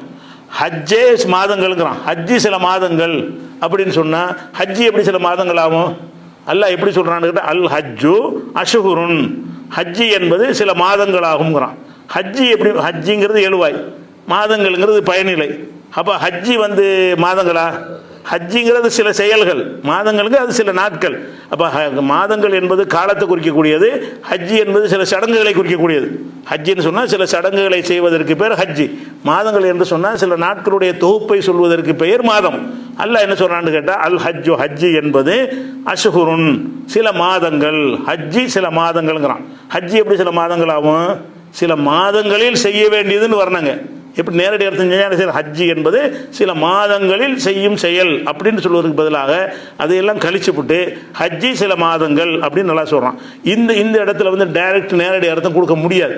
ஏன்னு கேட்டால் ஹஜ்ஜிங்கிறது சடங்குகள், மாதங்கள்ங்கிறது நாட்கள். இதுக்கு பயனிலே அது வராது, இதுக்கு பொருத்தமாக அமையாது. அப்படிங்கிறதுனால இது சொல்கிறான். இது மாதிரியான சொல்லு வந்து நம்ம நாட்டிலையும் சாதாரணமாக என்ன செய்வாங்க, இந்த மாதிரி ஒரு விஷயத்தை பயன்படுத்தும் போது இது மாதிரி சொல்லுவாங்க. அதாவது திமுக ஜனவரி மாநாடுமாங்க. ஜனவரி மாநாடு திமுக ஜனவரியில் நடத்தின மாநாடுன்னு சொல்லுவாங்களே தவிர மாநாடு ஜனவரிம்பாங்க. மாநாடு எப்படி ஜனவரி ஆகும்? மாநாடு ஜனவரி அப்படின்னு சொன்னான்னு வைங்க, மாநாடு ஜனவரி 10 அப்படிங்கிறான். மாநாடுங்கிறது என்ன, ஜனவரி 10ங்கிறது என்ன? மாநாடுங்கிறது மக்கள் திரள்வதுன்னு அர்த்தம். ஜனவரி 10ங்கிறது ஒரு காலண்டரில் உள்ள டேட். அது இதுக்கு பயனிலையாக அதை சொல்ல முடியாது. ஆனால் என்ன செய்வோம், மாநாடு ஜனவரி 10ன்னா ஜனவரி 10 தேதியில் மாநாடு நடக்கும் அப்படின்றான தவிர அந்த மாநாடு ஜனவரின்னு சொல்வதில் ஜனவரியில் அந்த இல்ங்கிறத விட்டுன்னு சொல்லுவாங்க. இது வந்து எல்லா மொழியிலும் இருக்கிறது. அந்த மாதிரி எல்லாம் என்ன செய்யறான்னு கேட்டால், அல் ஹஜ்ஜு ஃபி அஷ்ஹுரின் சொல்லாமல் அந்த ஃபீங்கிறத நீக்கிட்டு மாத ஹஜ்ஜி என்பது சில மாதங்களில் செய்யலாம் அப்படின்னு சொல்லாமல் ஹஜ்ஜி என்பது சில மாதங்களாகும் அப்படின்றான்ல. இது என்ன இப்படி வரக்கூடாது, கிராமர் படி சரியா இல்லைன்னு உங்களுக்கு தோணுச்சுன்னு சொன்னால் இப்படி தானே உலகம் மூலம் பேசிகிட்டு இருக்காங்க. இது எல்லாரும் ஒத்துக்கிட்ட ஒரு விஷயம். எல்லா மொழிகள்லையும் இந்த மாதிரி இலக்கிய தன்மை வந்து இருக்கிறது, அந்த மக்கள்கிட்ட இருந்தது. அந்த மக்கள் புரிந்து கொள்வதற்கு தானே இந்த பாஷை. இதை சொன்னால் விளங்கிடுவான். ஹஜ்ஜுனா சில மாதங்கள்னா சில மாதங்களில் செய்ய வேண்டிய காரியம், அதைத்தான் இப்படி ஷார்ட்டாக சொல்கிறாங்கன்னு விளங்கிடுவான். அதில் ஒரு குழப்பம் கிடையாது. இப்படி உள்ள விஷயம் இருக்குது. அதே மாதிரி வந்து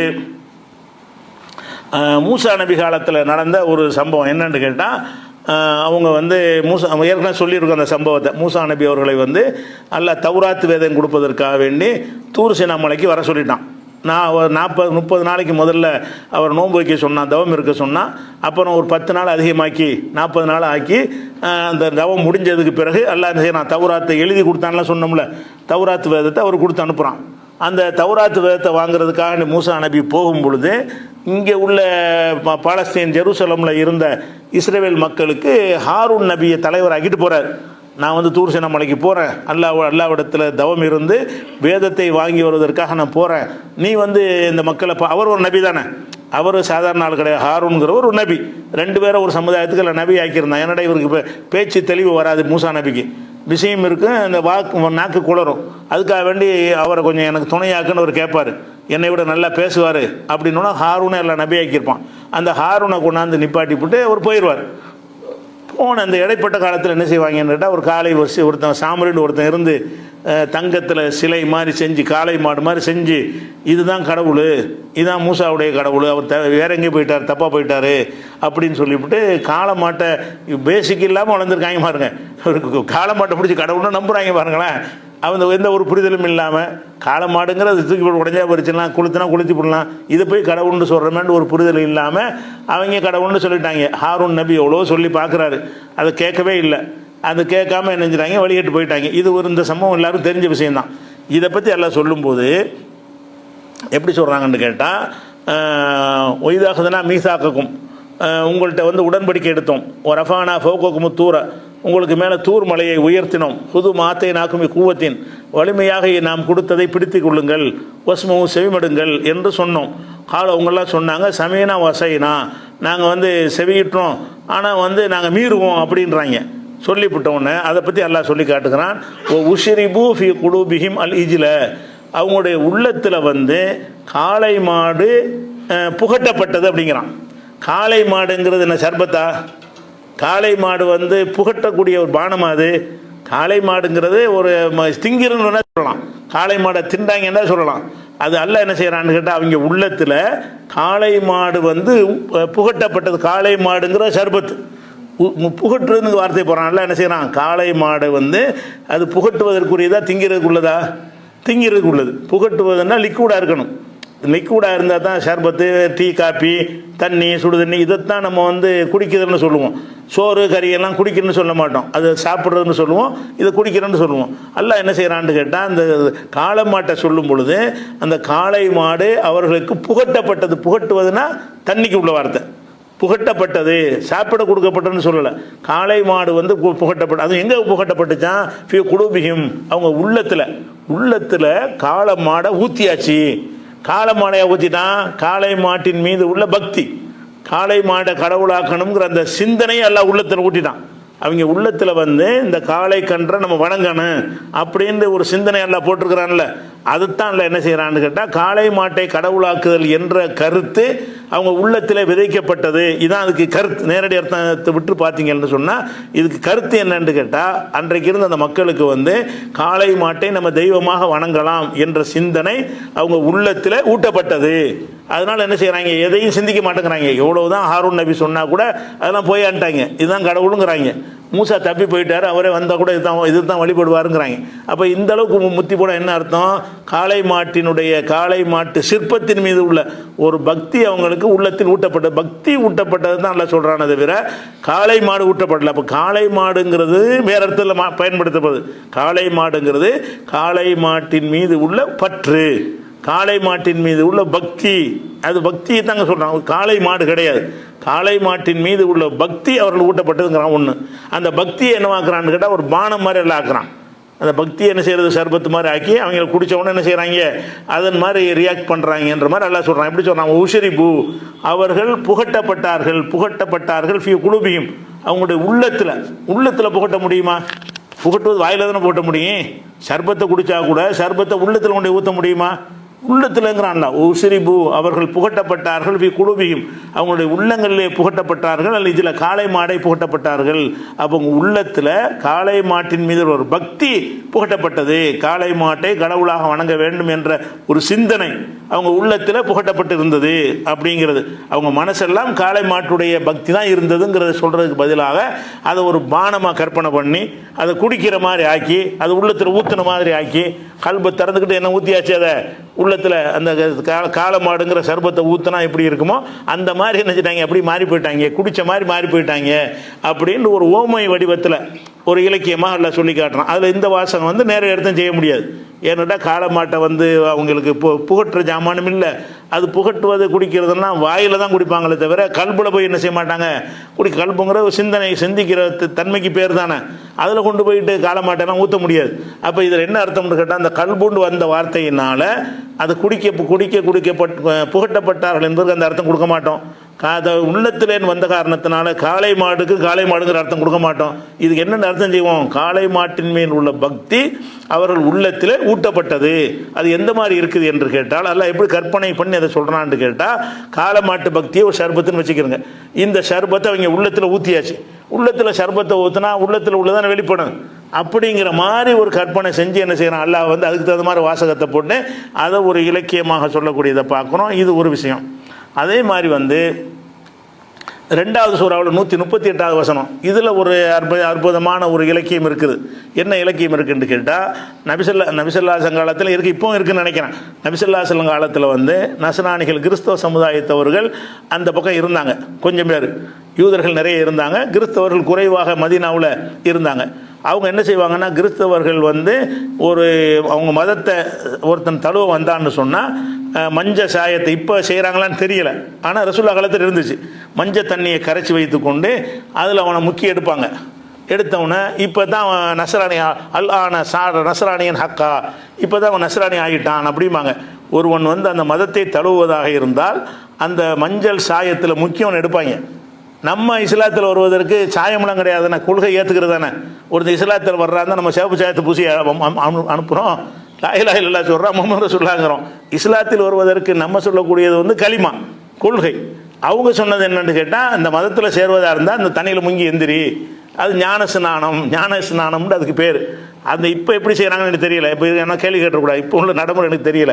ஆனால் ரசூலுல்லாஹ்வுடைய காலத்தில் இப்படி இருந்ததுங்கிற ஆதாரம் இருக்குது. ரசூலுல்லாஹ்வுடைய காலத்தில் மஞ்சள் தண்ணீரில் அவனை ஊற்றி குளிப்பாட்டி, இது மஞ்சள் தண்ணியில் குடிச்சிட்டான்ல, இப்போ கிறிஸ்டின் ஆகிவிட்டான், அல்லான சார நஸ்ரானியன் ஹக்கா, இப்போ தான் மெய்யான நஸ்ரானி ஆகிட்டார்னு சொல்லிட்டு இருந்தாங்க. அப்படி சொல்லிட்டு என்ன செய்கிறாங்கன்னு கேட்டால், நம்ம இஸ்லாத்துக்கு வர்றதுக்கு அந்த சாயம்லாம் இல்லையில, நம்மள்ட்ட வந்து கேட்குறாங்க, உங்களுக்கு சாயம் எங்கே, நாங்கள் அந்த நஸ்ரானி ஆகிட்டு பார்த்தீங்களா மஞ்சள் கலர், எல்லாம் மஞ்சளாக போயிட்டோம்ல, நீங்கள் முஸ்லீமாக வர்றதுக்கு என்ன பண்ணுறீங்க அப்படின்னு கேட்குறான். அப்போ நீங்கள் வந்து சாயம் போட மாட்டேங்கிறீங்களே அப்படிங்கிறது கேட்கும் பொழுது தான் அவங்களுக்கு பதில் சொல்வதற்கு இந்த வசனம் அருளப்படுது. அவங்க என்ன, அதாவது அவங்க சாயம் போடுறாங்களாம், அவங்க மதத்தில் சேருவதற்கு கலர் தண்ணியில் முக்கி எடுக்கிறாங்களாம். உங்களுக்கு எங்கே கலர் தண்ணின்னு கேட்குறாங்க. நீங்கள் இஸ்லாத்தை தழுவுறதுக்கு ஏதாச்சும் கலர் தண்ணி கொடுக்க மாட்டேங்கிறீங்க. அவன் அதே மாதிரி தான் இருக்கிறான், இஸ்லாத்தை ஏற்பதற்கு முன்னாடி எப்படி இருந்தானோ இஸ்லாத்தை ஏற்ற பிறகு அப்படி தான் இருக்கிறான் அப்படின்னு சொல்கிறது கேட்குறாங்க. அதுக்கு அல்லாஹ் என்ன செய்கிறான்னு கேட்டால், சிபுகத்தல்லா, இது அல்லாஹ் சாயம் பூசிட்டான போட கொள்கை சாயம். அல்லாஹ் என்ன செய்கிறான், அதுக்கு பதில் சொல்கிறான், சிபுகத்தல்லா, இது அல்லாஹ் ஏற்றிய சாயம். அல்லாஹ் ஏற்றிய சாயம்னா உள்ளத்தில் இருந்த கருத்தை புதைக்கிறது. நீ மனுஷன் ஏற்றின சாயம் தான் முக்கியம் எடுக்கணும். ஒமன் அஹ்சனு மினல்லாஹி சிபுகா, அல்லாஹ்விட எவன்டா அழகா சாயம் போட்டுருவான். சாயம் மூட்டுவது அல்லாஹ்விட எவனுக்கு சாயம் பூச முடியுங்கிற இந்த சாயத்துக்கு என்ன அர்த்தம்னு கேட்டால், நீங்கள் வந்து தண்ணியில் முக்கி மதத்துக்கு மாற்றுறீங்க. நாங்கள் என்ன செய்வோம்னா, அந்த குழு லா இலாஹ இல்லல்லாஹ்ங்கிற சாயத்தை ஊற்றுவோம், உள்ளத்தில் முஹம்மது ரசூலுல்லாஹ்னு ஊற்றுவோம். அல்லாஹ் ஊற்றின சாயம் அதான்டா.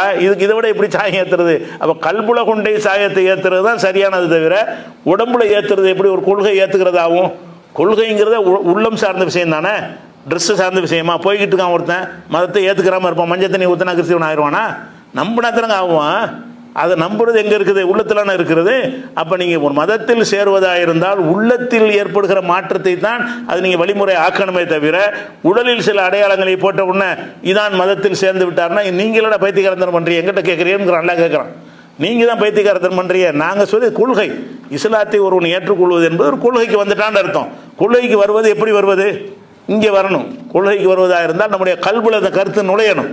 வணக்கத்துக்குரியவன் அல்லாஹ்வை தவிர யாரும் இல்லைங்கிற உள்ள நுழையணும். முகமது நபி அல்லாஹ்வுடைய தூதர் என்ற கருத்து உள்ளத்தில் நுழையணும். உள்ளத்தில் நுழைந்தால் உள்ளத்தில் சாயம் ஏற்றியாச்சு. நீ வந்து உடம்புல சாயம் ஏற்றிக்கிட்டு இருக்கிற, நாங்கள் கல்புல சாயம் ஏற்றுறோம். இஸ்லாம்ங்கிற மார்க்கத்தை எங்கே ஏற்றுறோம்? அந்த கலர் சாயத்தை உள்ளத்தில் ஏற்றிட்டோம்னு சொன்னால் அவன் கல் மண்ணு எதையும் மறைவே செய்ய சாகுற வரைக்கும், நம்ம லைலா இல்லை சொன்னமே மாறுது அன்னைக்கு வரைக்கும் உள்ளத்தில் இந்த சாயம் இருந்துக்கிட்டே இருக்குது. அந்த சாயம் இருக்கிற காரணத்தினால தான் கல்லாக பார்க்குறோம், மண்ணாக பார்க்குறோம், மரத்தை மரமாக பார்க்குறோம், சூரியனாக பார்க்குறோம். எதையும் கடவுளை பார்க்க மாட்டோம்ல. அப்போ கடவுளை பார்க்காம இருக்கிறதுக்கு காரணம் என்ன? நாங்கள் எங்களுக்கு அல்லாஹ் போட்ட சாயம் தான். அல்லாஹ் போட்டது ஓன் சாயம் வந்து ஒரு சலவைக்கு போயிடும். நீ சாயம் ஏற்றினா செய்ய ஒரு துவச்சின்னா சாயம் போயிடும், அவ்வளோதான். இங்கே எங்கே சாயம் போகாது. கல்புல ஏற்றின சாயம் வந்து பர்மனெண்ட்டாக இருக்கும். அப்படிங்கிறதுக்கு அல்லாஹ் என்ன செய்கிறான்னா, சிபுகத்தல்லா, இஸ்லாத்தில் ஒருத்தன் வருவதற்கு அல்லாஹ் ஏற்றக்கூடிய சாயம். ஒமன் அஹ்சனு மினல்லாஹி சிபுகா, அல்லாஹை விட அழகிய சாயம் ஏற்றுவது யாருன்னு சாயங்கிற 2 இடத்துல அல்லாஹ் போடுறான். உண்மையில் சாயமாக இருக்குது. கல்பை திறந்து அறுத்து உள்ள கலரையாக ஊற்றினா அல்லாஹ் ஒரு கலரையும் ஊற்றவே இல்லை. அந்த கருத்தை விதைக்கிறத வந்து சாயம்ங்கிறான்ல. சாயம் எப்படி மேலே பட்டா கொஞ்சம் நேரத்துக்கு நிற்குமோ அந்த மாதிரி வச்சு நீ சொல்கிற. நான் போடுற சாயம் வந்து நினச்சி நிற்கும். அதனால் என்னை விட யார் அழகா சாயம் பூசுறதுன்னு நல்லா கேட்குறான். அப்போ இந்த சாயம் பூசுதல்ங்கிற அந்த சொல்ல வந்து அது அவங்க என்னமோ கரெக்டான வழியில் இருக்கிற மாதிரி, நம்மள்ட்ட அந்த சாயம் பூசுறது இல்லாத மாதிரி நம்மள்ட்ட கேள்வியாக கேட்குறாங்க. உங்களுக்கு எங்கே சாயம்ங்கிறாங்க. அதுக்கு என்ன செய்யறான், எங்களுக்கு ஏன்டா சாயம், எங்கள் உள்ளத்தில் சாயம் பூசியாச்சு, நல்லா என்ன செய்யறான், அதுக்கு பதில் சொன்னது 2வது சூறாவில் 138 வசனத்தில் இருக்கிறது. அப்போ இந்த மாதிரியான ஒரு இலக்கிய விஷயம் இருக்கிறது. அதே மாதிரி இன்னொரு விஷயம் என்னென்னு கேட்டால், இப்போ ஒரு உலகத்தில் துன்பங்கள் இன்பங்கள் மாறி மாறி வருது.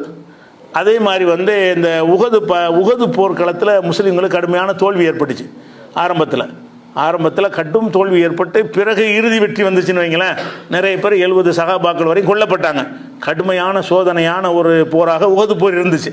அப்போ சகாபாக்கள்லாம் பெரிய கவலை, நம்ம சரியான மார்க்கத்தில் இருக்கிறோம், நம்மளில் ஒரு 70 பேர் பறி கொடுத்துட்டோமே, நிறைய துன்பத்துக்கு ஆளாயிட்டோமே, ரசூலுல்லாவுக்கு உடைச்சி விட்டாங்க, மூஞ்செல்லாம் உடைச்சி பல்லாம் உடைஞ்சி மூத்தா போயிட்டாங்கன்னு சொல்கிற அளவுக்கு மூர்ச்சியாகி விழுந்துட்டாங்களே.